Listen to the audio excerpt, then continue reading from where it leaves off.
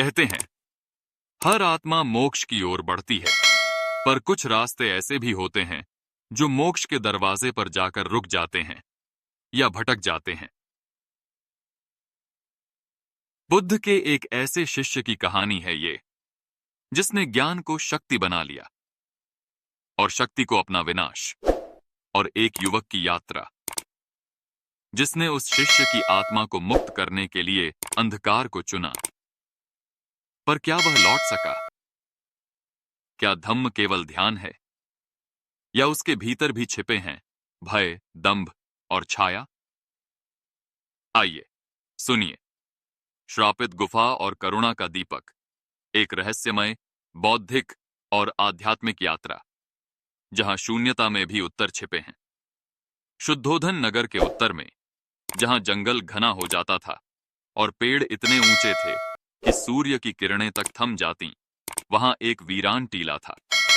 स्थानीय लोग उसे श्रापित गुफा कहते थे।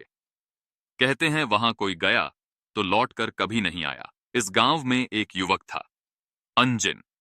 वह राजकाज में नहीं, बल्कि ज्ञान और रहस्य की खोज में रुचि रखता था। उसके पिता एक बुद्ध अनुयायी थे और उसकी मां एक ब्राह्मणी, जो कभी नहीं चाहती थी कि अंजिन बुद्ध के विचारों में उलझे। एक दिन गांव में एक वृद्ध भिक्षु आया। उसने गांव वालों से कहा, तुम सब एक भुलावे में जी रहे हो। यहां से 3 कोस दूर एक पुरानी गुफा में बुद्ध का एक गुप्त शिष्य ध्यान में लीन था, पर वह क्रोध और अहंकार का शिकार हो गया और अब वह वहीं फंसा है, एक शापित आत्मा की तरह। यह बात सुन अंजिन रोमांचित हो उठा। क्या वास्तव में बुद्ध का कोई शिष्य मोक्ष से भटक गया? क्या धम्म में भी रहस्य छिपा हो सकता है? अंजिन ने प्रण लिया, वह गुफा का रहस्य सुलझाएगा, चाहे उसमें मौत ही क्यों न छिपी हो। धम्म को जानना है, पहले अपने भीतर के अंधकार को पहचानो। यह वाक्य बार बार अंजिन के कानों में गूंज रहा था। आज सुबह ही गांव में एक अजीब सा भिक्षु आया था। उसका वस्त्र तो पीला था, पर आंखों में एक अनोखी बेचैनी थी, जैसे वह कोई रहस्य समेटे हुए हो। अंजिन, जो बचपन से ही शुद्धोधन गांव में बुद्ध की कहानियां सुनता आया था, अपने पिता की मृत्यु के बाद खुद को खोया हुआ महसूस करता था। उसका मन सदैव एक प्रश्न में उलझा रहता, क्या हर कोई मोक्ष पा सकता है, या कुछ आत्माएं ये बंध जाती हैं? भिक्षु ने बताया था, 3 कोस उत्तर में जो गुफा है, वहां एक शिष्य था बुद्ध का। नाम था संधे। वह इतना शक्तिशाली था कि ध्यान करते करते उसने अपने मन को ही देख लिया था, पर उसी अहंकार ने उसे मोक्ष से वंचित कर दिया। अब वह आत्मा उस गुफा में फंसी है। गांव के बुजुर्गों ने अंजिन को रोका, पर उसने ठान लिया था वह जाएगा। गोदूली की बेला में वह निकल पड़ा। घना जंगल था। हवा में एक पुरानी किताब जैसी गंध थी, झींगुरों की आवाजें, और दूर कहीं कोई उल्लू बोल रहा था। उसे गुफा दिखी, एक काली परछाई की तरह। वह अंदर गया। दीवारों पर बुद्ध की आकृतियां खुदी थीं, पर एक अजीब बात थी, हर मूर्ति की आंखें खोखली थीं। अचानक एक गूंज हुई, कौन आया है जो शांति में हलचल ला रहा है? अंजिन कांप गया। किसी ने उसका नाम नहीं लिया, पर उसकी आत्मा को पुकारा।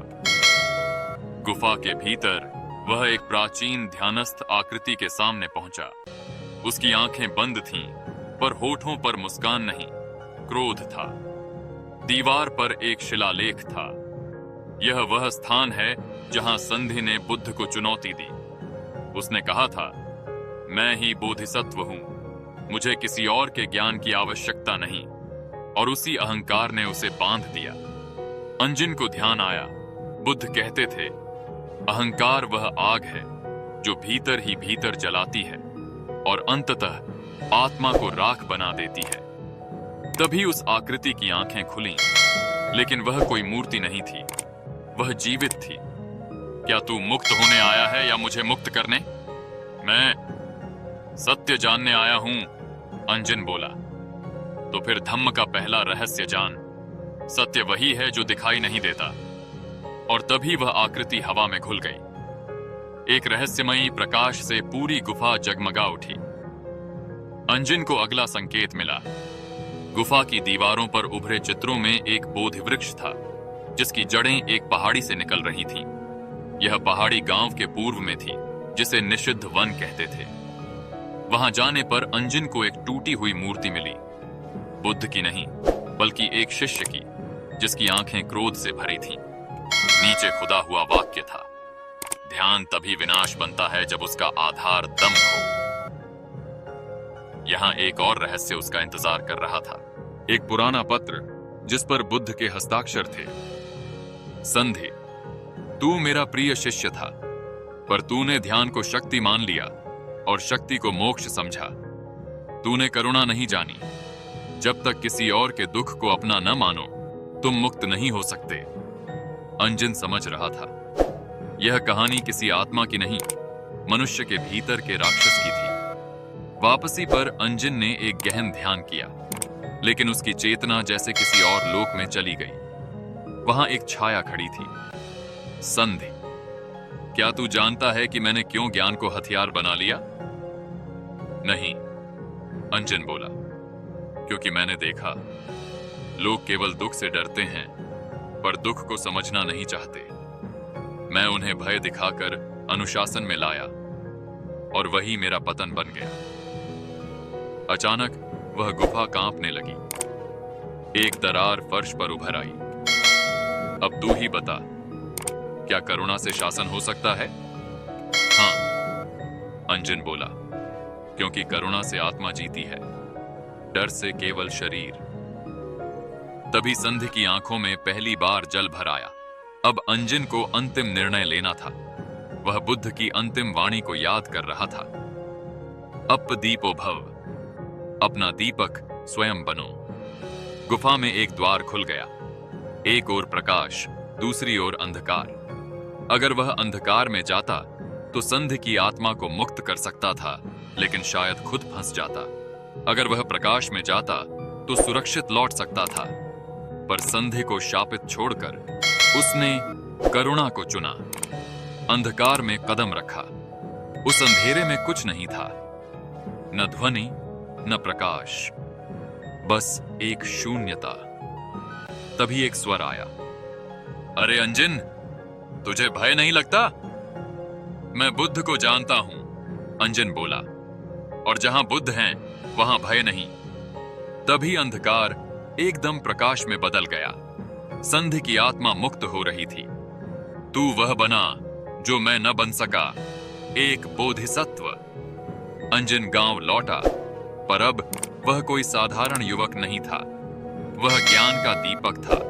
गांव में उसने एक ध्यान केंद्र स्थापित किया, संधि धम्मशाला, जहां लोगों को बताया जाता, धम्म केवल पूजा नहीं, अनुभव है। बुद्ध केवल मूर्ति नहीं, भीतर की करुणा है।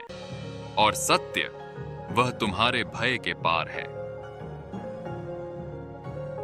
तो दोस्तों, कहानी कैसी लगी कमेंट में बताइए।